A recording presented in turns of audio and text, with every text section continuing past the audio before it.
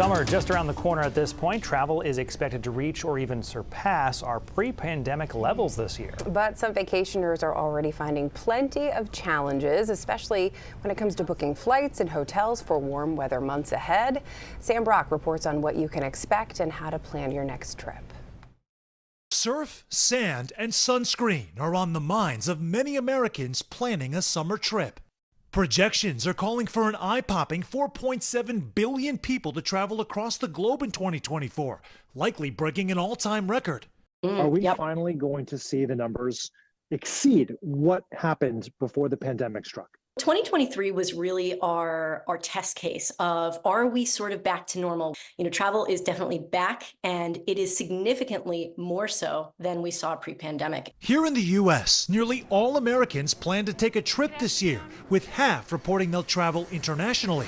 That includes Aaliyah Hill, who's already booked a trip to Barcelona with her grandmother and also has eyes on New Orleans and Chicago if prices cooperate. You may need multiple jobs or even like a side hustle to afford flights, hotels, food when you get there. Everything does add up. While the travel deal website Going.com reports plane tickets are still down substantially from their peak in mid-2022, the logistical turbulence is real. Airlines are wary of the potential long-term impact of Boeing's door plug blowout, with the federal government taking an increased role overseeing quality control. Boeing announcing Tuesday its airplane deliveries dropping to just 83 in the first 3 months of this year, roughly half what it was in the prior quarter. The move trickling down to some U.S. carriers that mainly use Boeing planes. Last month, Southwest Airlines said it will have to cut capacity plans. United has paused hiring pilots, and Alaska Air says its scheduling is in flux, all citing Boeing delays.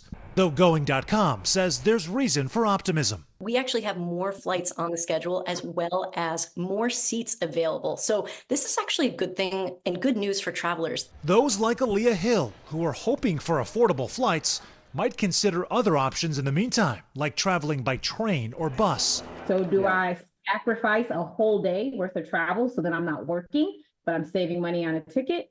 Or do I just cut my losses and buy the more expensive ticket, but then I'm able to work in between time? That was Sam Brock reporting. Maine's summer travel surge got an early boost this week when an estimated 30,000 people came to the Pine Tree State to witness the total solar eclipse.